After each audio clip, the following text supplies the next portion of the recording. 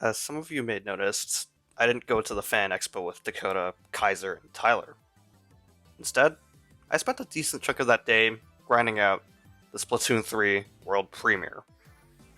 TLDR, I chose not to go to the Fan Expo because there was a bit of a unpredictable nature to my summer schedule, well, weekend schedule basically, because obviously there's the Splatoon 3 Direct that we saw while planning that expo trip, so I pretty much just canceled right on the spot there.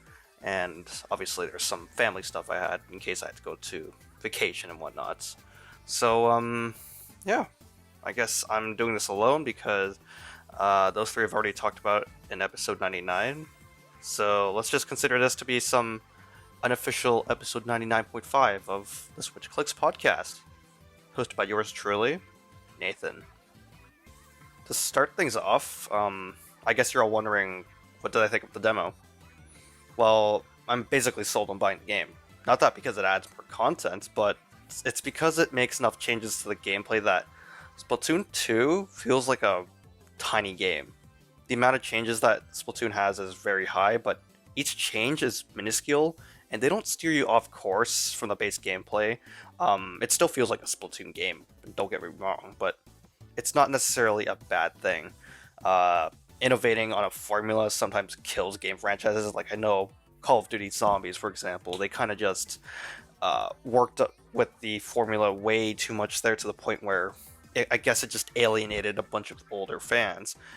Splatoon played it a little safer and kind of kept true to the original formula, but they changed the game, like the meta of the game, to the point where it feels fresh and it feels different.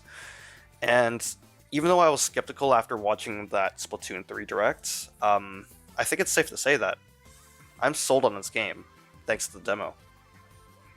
Now, compared to the last two games, Splatoon 3 kind of feels like a definitive way to play Splatoon. The first game on the Wii U kind of felt like an experiment, like a tech demo basically. To be honest, I wouldn't have minded if the game came out in 2012. But yeah, it was basically Nintendo's first multiplayer shooter game. They only had like Kid Icarus Uprising on the 3DS at the time, and the only shooter game that they actually had was Metroid Prime, which nobody really heard from around that generation, and even now, basically. And it was on a console that no one bought. Splatoon was... I don't know how they did that, but the game was so successful, yet nobody knew what a Wii U was. People knew the game more than the Wii U.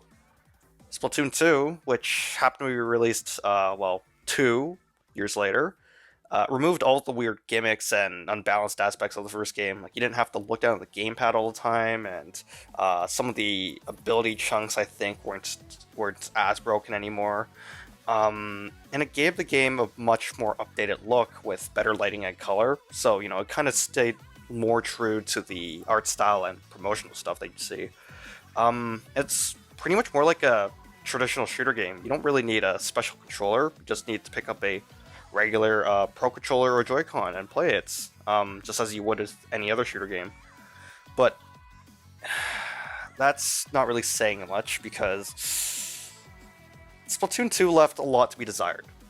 The game staled pretty quickly, I gotta be honest with you. Like, okay, first time I played it, that was amazing. That was my first time playing Splatoon, and I instantly became a Splatoon fan. Sure. But, after, like, about maybe a few months of playing, and after completing all that single-player stuff, it just didn't really feel right playing this game. Like, it just staled pretty quickly. Like, even if I were to play with friends like Dakota, it only goes so far before you kind of feel like it's just boring, and it's more like you could have been playing some other game, hanging out with friends, like, I don't know, Smash, for one thing, or maybe Mario Party if you happen to be at their house. But then came Splatoon 3, which filled in those missing pieces of the puzzle, and don't get me wrong, the game is still very badly balanced. Like, there are some things I'd still change there, and even the netcode itself, I know the game was data mined and they have brand new netcode, but there's still some connection errors and disconnects. Not as common, and there's no real lag to it. It's just still iffy. Now, one of the biggest changes they made to Splatoon 3 was how the Splatfests work, and there was a new mode that they introduced known as the Tricolor Turf War, which it's pretty much what it sounds like. It's 3 teams of Turf War. Well, that's actually a lie. I actually lied about that. It's a 2v2v4 type of Turf War where you have that team of 4 there defending the map and uh, basically getting as much turf as possible. And then you have 2 other teams spawning on each side of the map, and their objective is to also essentially attack. Um, think of it like an attack defense type of thing. Team of 4, they have the most players, but they also have the disadvantage of being put in the middle of the map, and they have to defend it with 2 sides attacking at the same time. At first glance, I guess strength in numbers it doesn't really make a difference other than the fact that you have 2 sides to worry about. But then comes the whole idea of trying to defend a certain object in the game, which happens to be essentially a game changer. I wouldn't really get much to it. Like, it's much easier if you play it yourself and see.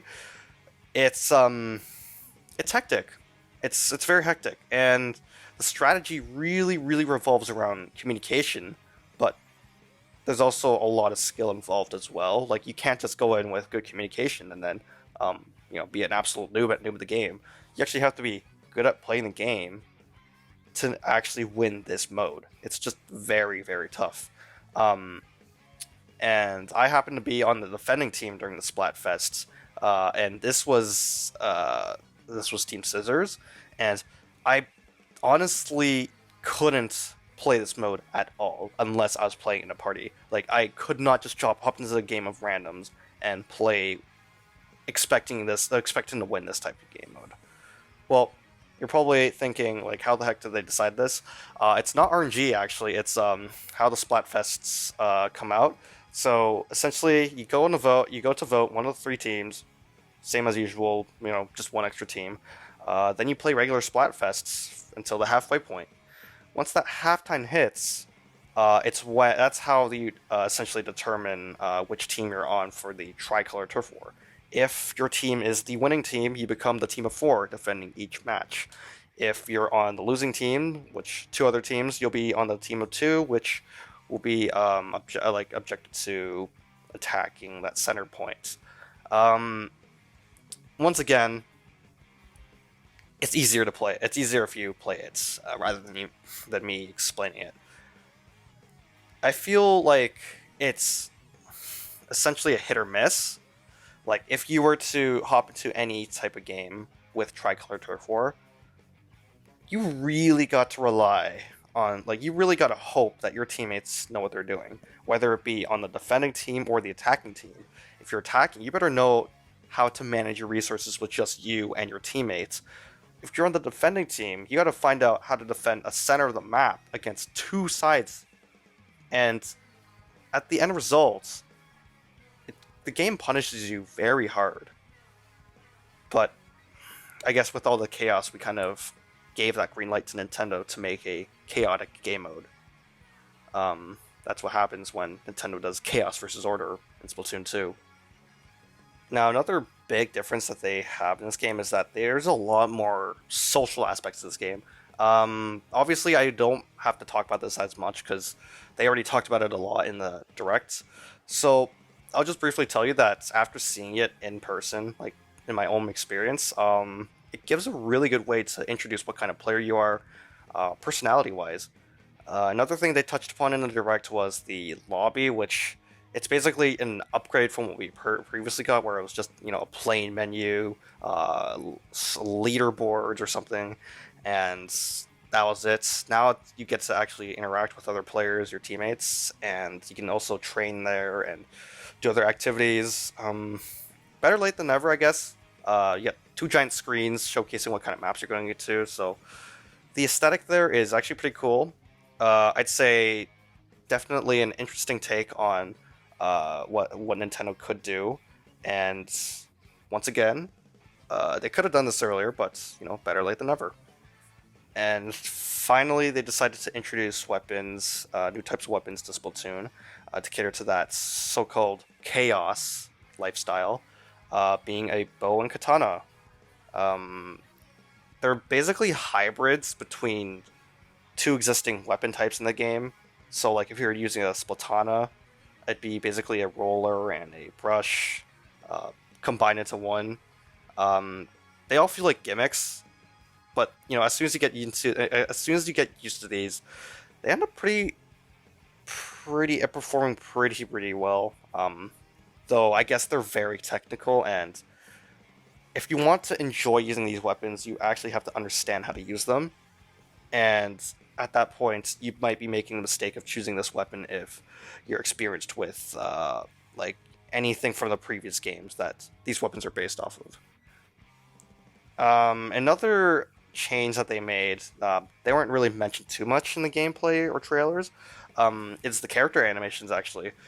Splatoon 3 looks gorgeous. Let me just get that straight. Graphically, obviously there's more colors, better colors, sharper textures and whatnot. I don't want to get into the technical details, but hey, the game is more colorful and has better lighting. But hair physics. I'm sorry. Hair physics. It's oddly satisfying to see your inkling or octling with long hair dangling around and swinging towards the direction that you're walking towards. No, it's not like, slight movement. No, this is like full-blown dangling. Like, if you're wearing jewelry and you're shaking your head around, yeah, like, it's moving around so naturally. But no one asked for this. Yet, here we are, in a game commonly seen as Splatoon 2.5. But they worked so hard on the animations. I forgot to mention that the Inklings and Octolings in this game are more expressive, emotes and whatnot. They're a little taller than the previous two games, maybe, signifying some level of growth. I don't know, like, they were probably 14 in the first game, and now they're apparently 21 years old. And don't quote me on that, that's a bit of a theory, but where does that leave us? Where does it leave us here? There are definitely a lot more changes out there that I probably haven't spotted yet. I'm just going to go ahead and list out the things I want to see in this game. Maybe they've already been answered. As a disclaimer, I've avoided some extra gameplay videos, especially the ones on Nintendo Japan's channel, just for the sake of avoiding spoilers. So maybe some of these changes have already been implemented. First and foremost is the DLC. Splatoon is, okay, historically speaking, I had a lot against DLC, but Splatoon 2's DLC was probably one of the only ones I'd say was worth buying, was worth the price it was at, and, I have a feeling Splatoon 3 is going to do the same. I'm growing very suspicious of where this is going, though. Splatoon 2, we got Octolings as DLC, and as a result, we got to play them if we bought the DLC and beat it. And Nintendo really seems to be pushing towards that theme of 3. A theme of trios, triples, triad. Basically anything associated with the number of 3. We have Inklings, we have Octolings, so what next? Salmonlings? Mammalings? Rabbits? There's got to be a third set of customization options, like, there's no doubt. Like, I have a really good feeling there is going to be one. And if there's any appropriate place for that, I think it's going to be unlockable in that DLC. Now, there's obviously not too much we can say about it. We only know that Off the Hook's going to be involved, but I have a really good feeling we're gonna hit that spot. And I should probably move on because I don't want to start rambling about all this speculation and theories about the DLC. Because the second thing I'm expecting to see is a new Anarchy mode, or I guess Ranked League mode, if whatever you want to call it. There's a very good chance we'll see it because Splatoon 2 introduced Clan Blitz, and we already have a variety of other modes. They are slightly modified in Splatoon 3, but I'd imagine they'd have enough manpower to create a brand new one. Splat zones already exists, and that's basically like domination from Call of Duty. Tower control is basically like a two-sided version of escort from Overwatch, and Rainmaker is one flag capture the flag. Clan Blitz is its own thing, I guess, and I guess you could say it's the inspiration for Pokemon Unite, sorta, maybe. But what kind of mode could they introduce that allow both teams to win without having a sort of round-based system? You know, you can't just do like search and destroy from Call of Duty, or I don't know. You can't really do capture the flag unless it was Rainmaker style where you do both teams at once. Just imagine we have a mode called Balloon Chase. It's essentially a mix of Dojo from the first game and Tower Control, where the objective is to pop a balloon that will move closer to the opponent's base the more you pop it. Kind of like the single player where you shoot it, arrow moves, and the next balloon pops. Think of it like controlled soccer or football in a sense. By the time you pop the last balloon, it scores a goal, and the balloon restarts at the center. Your opponent can turn the balloon the other direction if they pop it first, and essentially moves the same way that the balloons move in single player, like I mentioned earlier. You know, pop, arrow, appear. Just imagine how hectic this was, because in my personal experience, the dojo was already crazy enough with, you know, a 1v1 trying to chase after the balloon. Now imagine this, but you're going back and forth on maybe potentially a narrow map, and you're trying to get each other in the midst of trying to pop this balloon. Especially since how easy it is to pop these balloons. Just a few shots, basically. The third thing I want to see in Splatoon 3, just because, you know, I gotta keep with the theme 3, is that the story, it would make an effort to emphasize on what the world would look like if the theme was order rather than chaos, because that's what the rest of the game is. It's emphasizing on chaos because that's what fans voted for in Splatoon 2. So what would happen on the other side of the coin? Well, they had sanitized Inklings, so brainwashed Inklings and Octolings in Splatoon 2's DLC. That was a bit of a taste of what we got. And as someone who voted for Team Order in Splatoon 2, I wasn't entirely disappointed that Chaos won, but I also really, really hope that they don't really leave out the other side of that spectrum. I was already impressed by the display of order that they showed in the Splatoon 2 DLC, especially since you're pitted to fight against the first game's playable character, Agent 3, as both a boss and a secret hidden boss. So I'm hoping that whatever we see, either DLC or main story, is gonna be as good or even better. And it's gonna stay faithful to the whole themes that we've had between Order and Chaos. Now, thankfully, the game's just around the corner, and I'm excited to try it out. This was my very first time playing a Splatoon game in nearly 1.5 years, so coming back to this was very monumental for me. Like, I've had an amazing time playing with various friends. Too bad Dakota wasn't here with me, but yeah, we've had an amazing time playing this, and I'm hoping that those moments continue on when the game does actually come out. And if I were to give a tentative rating, I'll give it an A tier. I mean, I haven't really reviewed the previous two games yet. I was planning to, but I kind of ran out of time. Yeah, summer could do that to you. And even though there's minor problems here and there, the game really does feel like a definitive peak. Like, this is like the definitive way to play Splatoon. And I'm hoping that maybe this game doesn't come out too disappointing. You know, they don't completely drop on it and, you know, suddenly leave it to be just Splatoon, but they introduce a bit more to it. Definitely looking forward to all those social aspects, and I'm definitely looking forward to seeing what they have in the content updates. But otherwise, I'm already satisfied with Splatoon 3. I think this is going to be a good game, and I really can't wait to play this. Obviously, I'm going to review it as well, but as a baseline, I'm glad to be a Splatoon fan once again. Thank you for joining me in this rather low-budget side episode about Splatoon 3. Be sure to mark Wednesday, 3 p.m. Eastern Time on your calendars.